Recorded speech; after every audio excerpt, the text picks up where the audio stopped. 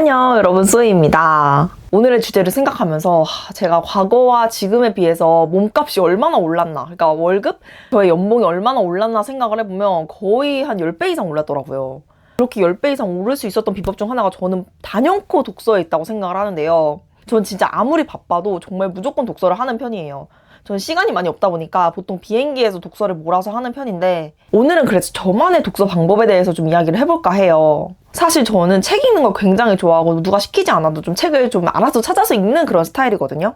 근데 진짜 책을 그냥 읽기만 한다고 다 되는 게 절대 아니더라고요. 예전에 저도 베스트셀러 같은 거 많이 사다 놓고 읽어본 때도 있었고, 좋았던 부분은 또 필사를 하면서 이렇게 기억에 남긴 적도 많았는데요. 그렇게 책을 읽으면서 좀 느꼈던 점이, 아무리 책을 많이 읽어도 저한테 남는 게 없다는 게 막 느껴지는 거예요. 그래서 이제 생각을 하게 되었죠. 내가 이 책을 읽는 목적이 뭐지? 책을 읽으면서 내 삶이 좀 달라질 수 있는 방법은 있을까? 이런 걸 좀 고민을 하게 되었는데요. 이제는 그래서 책을 읽어야 돼서 읽는 게 아니라 진짜 내 삶에 있어서 성장에 정말 중요한 도구가 된 것 같아요. 제가 전문직을 포기하고 좋아하는 일을 찾기까지 정말 어렵고 힘든 지점도 많았는데, 그럴 때마다 책을 읽으면서 정말 많은 도움을 받았거든요. 지금은 제가 사회초년생 때 비해서 한 10배 넘는 이제 돈을 벌게 되면서 직접 경험하면서 느낀 내 몸값을 올리는 독서법을 공유하도록 할게요. 첫 번째, 지금 상황에 필요한 책을 골라야 됩니다. 물론 저도 소설이나 시 좋아합니다. 이거는 뭐 자기계발서에 국한된 내용은 아니고요. 소설이나 시 같은 경우에도 내 마음의 어떤 지금의 상황을 대변할 수 있는 소설과 시를 고를 수 있다고 생각하거든요.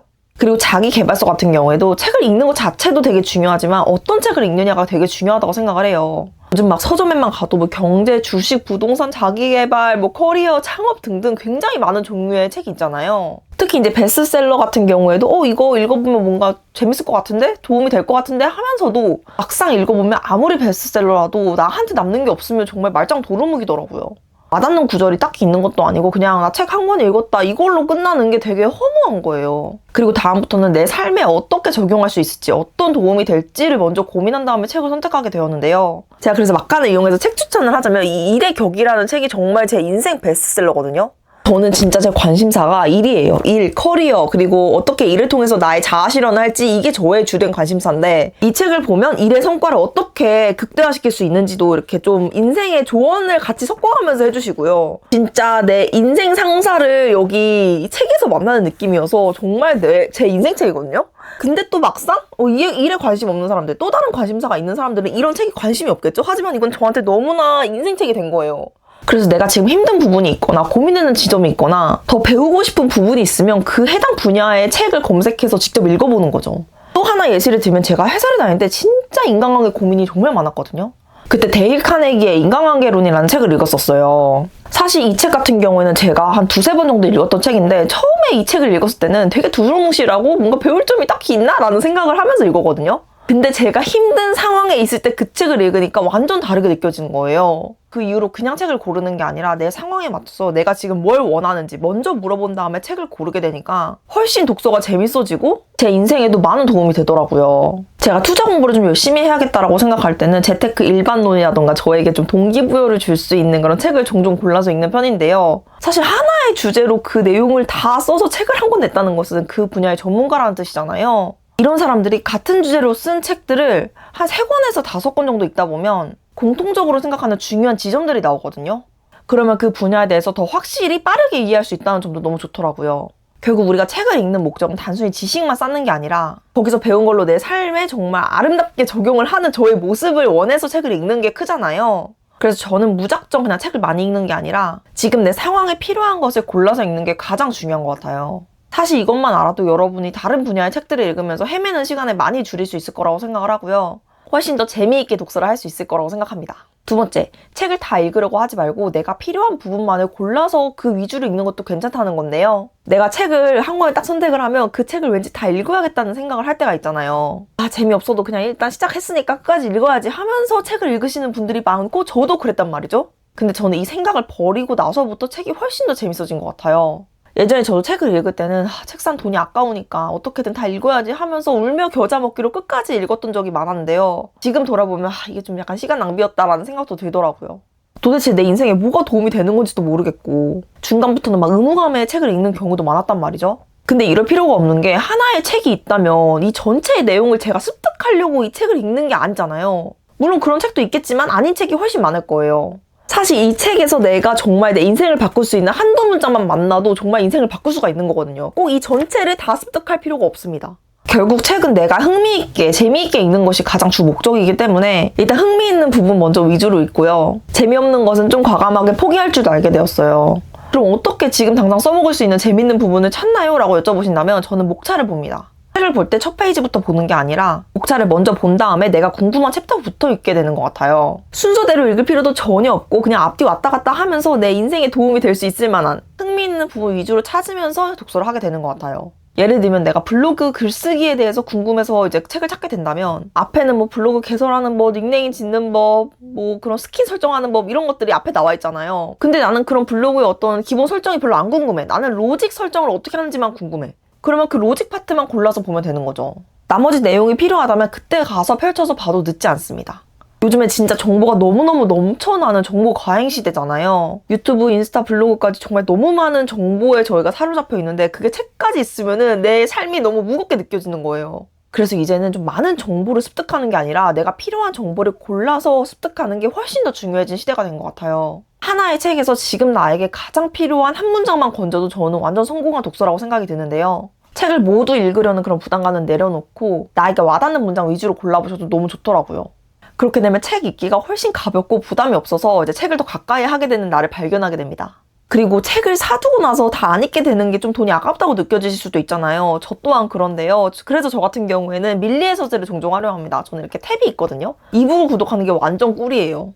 특히 저는 비행기에서 보통 책을 많이 읽다 보니까 종이책 같은 경우에는 그 어두워지면 이게 읽기가 좀 눈이 아프더라고요. 그리고 밀리의 서재 같은 이북 같은 경우에는 내가 원하는 책을 무제한으로 다운받을 수 있고 안 맞으면 그냥 안 볼 수도 있고 하기 때문에 훨씬 부담 없이 독서를 할 수 있고 그리고 밀리의 서재로 읽은 책이 너무너무 마음에 들었을 때 그때 종이책을 구매를 하는 편입니다. 세 번째, 이게 가장 중요한데요. 와닿는 구절은 내 삶에 어떻게 적용을 할 수 있는지 액션 플랜을 짜는 거예요. 저는 이 영상 통틀어서 가장 중요한 부분이 액션 플랜을 짜는 일이라고 생각을 하는데요. 저는 ESTJ잖아요. 완전 행동파 그리고 생산적인 삶을 추구하는 사람이란 말이죠. 그렇기 때문에 제가 이 책을 읽으면서 내가 변화하는 내 자신을 너무 보고 싶은 거예요. 그냥 책을 읽고 이거 좋네 그냥 끄덕끄덕 하면서 읽고 끝나는 거는 내 자신이 너무나 아쉽게 느껴진다는 거죠. 저도 책을 읽으면 그냥 날리는 게 싫으니까 블로그에 책 읽고 리뷰 같은 거 많이 쓰고 필사도 하고 그랬었는데요. 어느 순간 돌아보니까 그런 필사를 하고 뭐 기록하는 것 자체에도 남는 게 크게 없다고 느껴질 때가 있었단 말이죠. 그래서 그냥 기록만 남기고 끝내는 게 아니라 내 삶에 어떻게 적용할 수 있는지 액션 플랜을 무조건 쓰는 걸 추천드립니다. 꼭 엄청나게 대단한 걸 써야 되는 건 아니에요. 지금 내 작은 일상에서 어떤 거 하나라도 바꿀 수 있으면 뭐 예를 들면 물 한 잔 마시기, 아침에 5시에 한번 기상해보기, 하루라도 기상해보기 이런 좀 작은 교훈들을 적어볼 수도 있잖아요. 그렇게 액션 플랜을 써보게 되면서 그때부터 그냥 읽기만 하는 독서가 아니라 내 삶을 바꾸는 독서를 향해서 이제 책을 읽게 된 것 같아요. 제가 진짜 인상 깊게 읽은 책 중 하나가 원싱이라는 책인데요. 이 책의 핵심 중 하나가 여러 가지 일을 다 한다는 것은 사실 하나도 제대로 하지 못한다는 것일 수도 있고 지금 이 순간에 내가 집중할 수 있는 딱 하나만 찾아라는 게 이 책의 핵심 중 하나인데요. 이걸 보면서 진짜 내 삶을 바꿀 수 있는 딱 하나에 집중해야겠다라는 생각으로 완전 바뀌었거든요. 저 같은 경우에는 이것도 해보고 저것도 해보고 막 엄청나게 많은 N잡을 해봐야겠다라고 생각한 적도 있었어요. 왜냐하면 그게 되게 유행이었으니까요. 근데 이 책을 읽고 나서 진짜 내 삶에서 덜어내야 할 것은 뭔지 내가 진짜 잘하는 것은 뭔지 그 잘하는 걸 가지고 내 삶에 어떻게 적용하면 좋을지 생각하게 된 정말 중요한 계기가 되었어요. 그러면서 나는 콘텐츠를 사랑하는구나 여행을 사랑하는구나 이것만 죽도록 해야겠다 나중에 질릴 때까지 해봐야지 라고 생각을 하게 되면서 지금 하나에 집중하는 삶을 되게 열심히 살고 있게 된 것 같아요. 여러분들도 책을 읽고 그냥 끝나는 게 아니라 나중에 액션 플랜을 짜보면서 내 삶에 어떻게 적용할 수 있을지 생각해 보시는 걸 완전 강추드립니다. 마지막으로는요. 독서 모임을 통해서 때로는 남들과 다른 생각들을 나눠보는 것도 너무 좋은 것 같더라고요. 저도 친구와 한 달에 한두 번씩 독서 모임을 하고 있어요. 그 친구는 MFP, ENFP인데요. 저랑 좀 약간 성격이 다르죠? 그렇기 때문에 그 친구가 생각하는 중요한 지점이 다르고 제가 중요하게 생각하는 지점이 좀 다르더라고요. 이게 내가 좋아하는 책만 읽다 보면 그냥 내 생각에 매몰될 수가 있거든요. 근데 친구의 어떤 중요하게 생각하는 지점들을 듣게 되다 보니까 뭔가 약간 객관화되는 느낌? 그리고 좀 균형 있게 사고하는 방법이 좀 길러지더라고요. 그리고 친구와 독서 모임을 하게 되다 보니까 내가 책을 읽기 싫다고 하더라도 이제 곧 모임이 시작이 되니까 이제 빨리 읽어야겠다 하면서 푸시하는 역할도 해주고 그런 좀 강제적으로 좀 책을 읽게 해줄 수 있다는 점에서도 너무너무 좋았는데요. 특히 특히 지금 나에게 너무나 필요한 책인데 바쁘다는 이유로 손이 잘 안 가게 되고 미루게 되는 그런 경우도 많잖아요. 그런 식으로 나는 좀 책을 약간 미루는 습관이 있어요. 그렇기 때문에 좀 반강제적인 세팅이 필요해요 하시는 분들은 독서 모임도 너무 좋은 것 같아요. 저는 환경 세팅이 정말 중요하다고 생각합니다. 인간은 정말 나약한 존재라고 생각을 해요. 그래서 환경 세팅만 제대로 돼 있으면 어느 정도 강제성이 주어지면 이제 하게 되거든요. 그럴 때 정말 독서 모임만 한 게 없습니다. 독서 모임이 좋은 또 다른 이유는 내가 이제 얘기할 거리들을 생각하게 되니까 한 번 더 이 책을 조금 넓은 관점에서 정리하게 되더라고요. 내 생각이 일목요연하게 정리가 되어야 또 남한테 설명할 수 있는 거잖아요. 이 과정을 거치게 되니까 책의 내용도 훨씬 더 기억에 많이 남더라고요.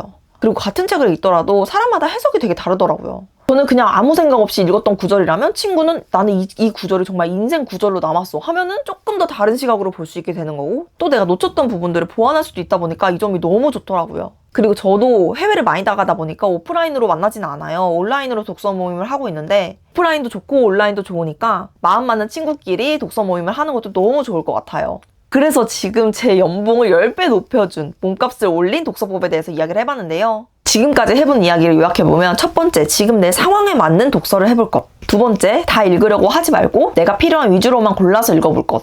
세 번째, 와닿는 구절은 그냥 넘기지 말고 액션 플랜을 짜볼 것. 네 번째, 환경 세팅을 통해서 다른 사람과 생각을 나눠보는 독서 모임을 해볼 것. 이렇게 정리해볼 수 있을 것 같아요. 저는 이 방법들을 통해서 이전보다 훨씬 더 많은 책을 읽었을 뿐만 아니라 액션 플랜을 써보면서 제 삶에도 되게 유의미하게 적용할 수 있었던 것 같아요. 그래서 여러분도 나만의 독서법을 제대로 정리하셔서 이번 기회에 책 많이 읽어보셨으면 좋겠습니다. 여러분들도 여러분만의 독서 팁이 있거나 나만의 독서법이 있다면 공유 많이 해주시고요. 저는 그럼 다음 영상에서 만나도록 하겠습니다. 안녕!